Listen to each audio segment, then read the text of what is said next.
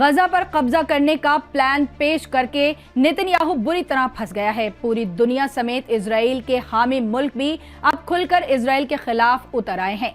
इसके साथ ही इजराइल की सिक्योरिटी कैबिनेट में गजा प्लान को लेकर बड़ी फूट पड़ गई है। इजरायली आर्मी चीफ और वुज़रा के बीच गजा को लेकर बात खतरनाक गर्मा गर्मी तक पहुंच गई है, जिसके बाद एक्सपर्ट्स ने साफ कर दिया है कि नेतन्याहू का गजा प्लान बुरी तरह फेल होने वाला है, क्योंकि जिस गजा पर नेतन्याहू कब्जे के सपने देख रहा है वो हमास का गढ़ है और हमास के गढ़ में इजराइल को हर हाल में करारी शिकस्त ही नसीब होगी। नाजरीन, हमें ऐसा खदशा है कि सच्ची खबरें दिखाने में हमें जल्द ही चुनौतियों का सामना करना पड़ सकता है और हमारे यूट्यूब चैनल तहजीब टीवी को टर्मिनेट भी किया जा सकता है। इसीलिए आपसे गुजारिश है कि हमारे नए चैनल जिसका नाम है तहजीब टीवी ऑफिशियल, आप उसे अभी सब्सक्राइब कर लें, ताकि अगर हमारा ओरिजिनल चैनल तहजीब टीवी किसी भी वक्त टर्मिनेट हो जाए तो आप आसानी से हमारे बैकअप चैनल से जुड़ सकें। हमारे नए चैनल तहजीब टीवी ऑफिशियल का लिंक डिस्क्रिप्शन में दिया गया है। शुक्रिया। गजा पर कब्जा करने के प्लान को इजरायली सिक्योरिटी कैबिनेट ने हरी झंडी दिखा दी है, जिसके बाद पूरी दुनिया में जबरदस्त बवाल मच गया है। नेतन्याहू ने साफ कह दिया है कि वो अपने मकसद पूरे होने तक जंग नहीं रोकेंगे। नेतन्याहू के फैसले को लेकर उसे सपोर्ट कर रहे उसके हामी मुल्क भी अब उसके खिलाफ एक्शन ले रहे हैं और उससे दूरी बना रहे हैं। पूरी दुनिया अब एक सुर में इजराइल के प्लान के खिलाफ उठ खड़ी हुई है। द क्रेडल के मुताबिक कई मुल्कों ने गजा शहर पर मुकम्मल फौजी कब्जे की इजराइल की मंसूबाबंदी की मजम्मत की है। ब्रिटेन के वजीर आजम कीर स्टारमर ने